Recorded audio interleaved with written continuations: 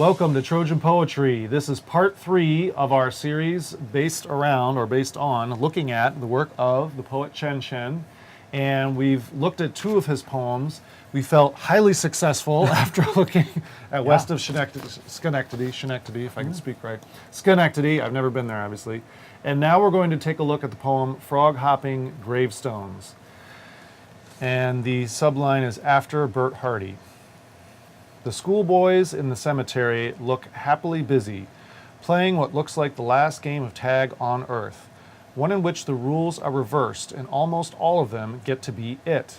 The photographer has caught them rushing between the gravestones, a swarm of prim haircuts, tailored pants, and recently polished shoes now getting sullied.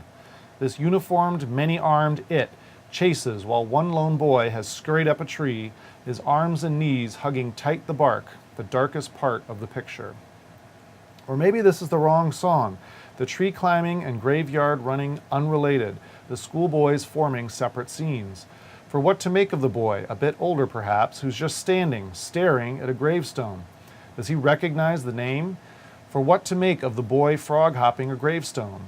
He's the sole hopper, and yet it's his action that gives the photograph its name, gives this playground at the end of the world its loudest life. One boy pushing off the top of a gravestone with both hands.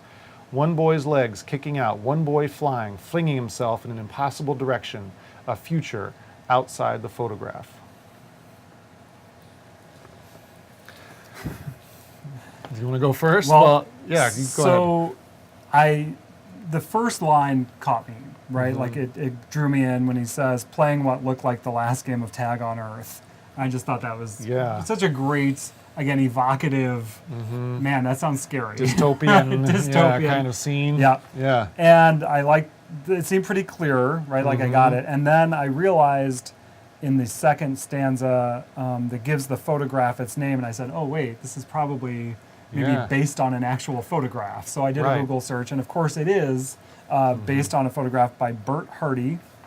So Bert Hardy was from Wikipedia, documentary and press photographer known for his work published in the Picture Post magazine between 1941 and 57.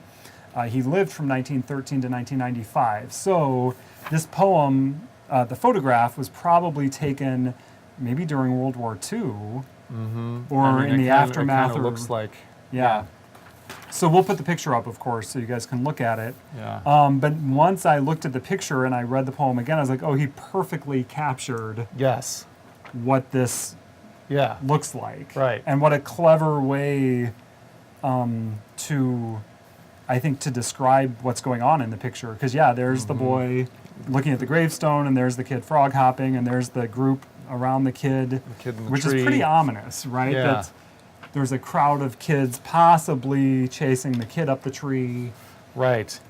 And the fact that they're in the graveyard, the trees behind them, it's fall, there's no leaves, it looks misty and kind of spooky. I really loved, he gets that photo pixel by pixel, the way he describes it. When he talks about the one boy flying, flinging himself, a future outside the photograph. And it does look like he's about to leap right out of that frame into something else. And I think what's interesting too is he is the center of the action. There is one kid who looks like he's running, but everyone else looks relatively still. And it's almost as if he's like the trailblazer, he's going to go and do something way beyond what the other kids would do.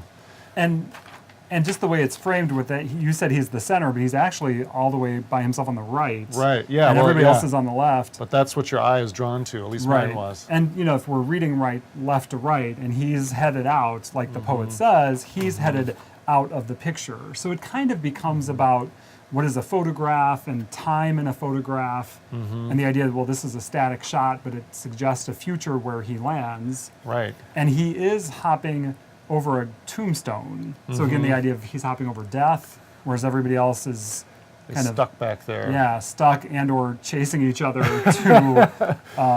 And when it says that the boy in the tree is the darkest part of the picture, it really is visually the darkest part of the picture, but it's also kind of the darkest, maybe psychologically or emotionally, because this kid has been chased up a tree. Right. Right. Or if not, what's he doing up there? Right. He wanted a better vantage point. It's almost as if the kid who's jumping was like, hey, look at me. And the kid crawled up the tree to get a better look. I don't know. But I was laughing at the voice. Oh yeah, excuse me. Hey, hey, you guys. I like how in the first stanza here, it's a prose poem, but the recently polished shoes, he goes into the whole description of what they're wearing, which looks to me very World War II British, Schoolboy. Harry Potterish kind of a thing. But the recently polished shoes now getting sullied. And I thought that was interesting because the tone of the poem changes there, and then it goes into this uniformed, many-armed it, which sounds scary and creepy. It's like a monster, coming after him. Lord of the Flies. Yeah, type of thing and then it goes to the end of that scene, so the darkest part of the picture, and then it says maybe this is the wrong song, and suddenly it becomes very negative. It starts off with like, "Hey, last game of tag on Earth. This is great," and then as their shoes are sullied, it turns to me into a darker tone. Okay. I don't know if you noticed that. Well, I saw him kind of rejecting that and saying, maybe the boy in the tree and the kids aren't related. Like he even kind of has now like, no, maybe the kid's just looking around up there. And so again, it's kind of about interpretation, where he's trying to interpret the photo, and the photo is a moment of time, but he tries to imagine the impossible Just before. outside, the impossible direction, a future outside the photograph. Right, this kid at this time will never be outside of this photograph.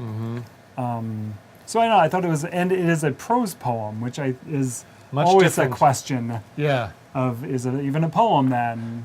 Or is it just, And you always go to structure first. I thought about that. Why 2 paragraphs? Why did Chen decide to split it up this way?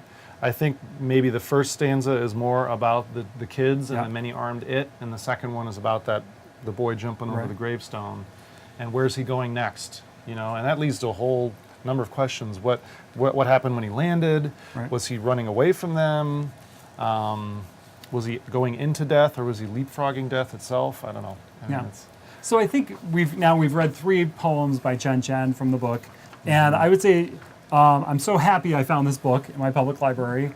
Very playful, very meditative, very surprising and surreal at times, but you can see just all of the depth, right, of the questions that get brought up from these poems about reading and writing and, of course, emotional issues and all that. Right, So, and they seem somewhat simple at first glance, but once you start digging, there's a lot of depth here. I really want to share his work with my students to show them this is how you write a simile. This is how you write a metaphor. This is imagery at its best, because there is no final answer. I mean, there's so much to explore and think about in these poems. So I'm glad you found that book too. Yeah, all right. So be sure to check out in the description. We'll have some links to various things with the author reading and being interviewed. Thanks for watching. Please join the conversation in the comments on YouTube or on Twitter at Trojan Poetry DGN. Also check out our website at trojanpoetrydgn.blogspot.com.